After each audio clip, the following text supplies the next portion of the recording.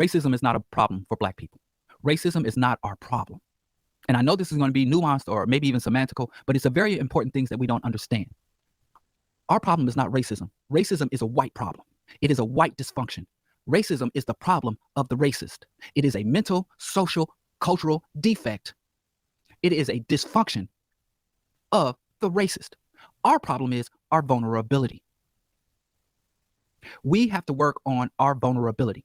How any white person feels about us, whether a white person loves us or hates us, should not be relevant. We should work on our vulnerability to all white people, regardless of their racial hostility, absence or presence of racial hostility. We have spent too much time trying to address racism, which fundamentally obligates us to change the minds or dispositions of white people. We need to be able to look into ourselves and look at each other and say, regardless of how this white person thinks about me or my people, because if every white person woke up tomorrow and said, we're not racist no more, and should truly stop being racist, the vulnerabilities would be there. So we are vulnerable to white people because all of the fundamental systems, all of the fundamental institutions that we depend on are under the control of white people. And you should not rest in that position regardless of how those people feel about you, even if you have a benevolent white race. That is not relevant. So we should understand racism to be a white defect, insecurity, white aggression. But we need to turn around and say, listen, what are the vulnerabilities of African people in these hospitals? Because I have working in healthcare for 13 years, have seen well-meaning, progressive, non-racist and anti-racist white people do as much harm as the evil whites. The peaceful white people are sometimes more deadly than the warmongering white people. The white people that come to you and have you let your guard down will make you more vulnerable than the white people that make you uncomfortable and make you go on high alert as a Black person. And I know this is a new way of approaching and a new way of thinking things. But Chancellor Williams told us, after studying 2,000 years of the historical record, one of the greatest academics we've ever produced, who literally mortgaged his life, a man that sold his home and all his worldly possessions to finance his own research, a man who literally went blind, who lost his eyesight from all of the intensive study and research he did. And through all the over 2,000 years of recorded, documented, verified African history, he reached one conclusion.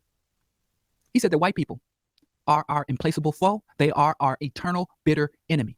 No African should accept any level of vulnerability to any white person. And it's a problem we have, because they've come up with these new terms, Arabs, Latinos, Hispanics. They come up with these new terms for white people. Barbara Wright said to see Arab as anything other than white invaders is a pathological denial of history. Half of our continent is occupied and colonized by Arabs. And we want to gloss over that fact. We're so busy looking at the Christian colonizers that we completely gave a pass to the Islamic colonizers. And now we got people who, when they cross a southern border, an arbitrary southern border, they go from being white to being brown. We got literally standing next to conquistadors. We stand next to conquistadors in solidarity against white supremacy. How the fuck does that work? Conquistadors were the ones who trained the British. They laid the path. They were the pathfinders. The Spanish and the Portuguese. Spanish is a European language.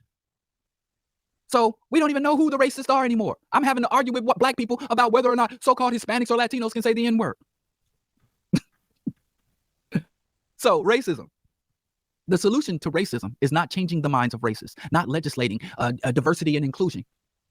The solution to racism for African people is to, number one, reduce our dependence, reduce our vulnerability, and have systematic and permanent consequences to anyone who is engaged in racist or racial aggression towards us, racial offenders. Anytime, any white person, regardless of how they feel about Black people as a collective or any Black individual, should have to say to themselves, I don't want to have those people on me. There was a time we were getting there. Those people, don't mess with those people. I don't like them, but I keep my distance. Respect is much better than love. And if you can't get respect or love, go for fear. We don't hold consequences. We don't level consequences. And one of the keys to leveling consequences against external racists, external enemies, is having an internal check and balance system. If your internal system organs don't work, if your lungs and your heart and your digestive system and your neurological central nervous system don't fucking function properly, then you can't expect to go out and engage the world in a functional manner. It's the same thing as a race. If we want to fight racism, guess what we got to deal with? The goddamn race traitors, coons, sellouts, minstrels within our race. Motherfuckers out here like, oh, I think Candace Owens makes some good points. Kanye West, we got to defend. We don't even know. If you don't deal with internal enemies, If you don't have consequences and standards, if you allow traitors to go unpunished, there is no incentive for loyalty and solidarity. And without loyalty and solidarity from our people, we can never challenge our organized enemies, or we can't even put up protections against random attacks, let alone organized systemic attacks. Internal standards, internal consequences, high racial esteem, a value on Black solidarity, and targeted consequences for those who betray the interests of African people or who subvert or attack the dignity of African people from within our own race. Y'all debating about what white people can come to the barbecue when 90% of the Negroes y'all let in the barbecue aren't worthy to be there. I have to conclude with that.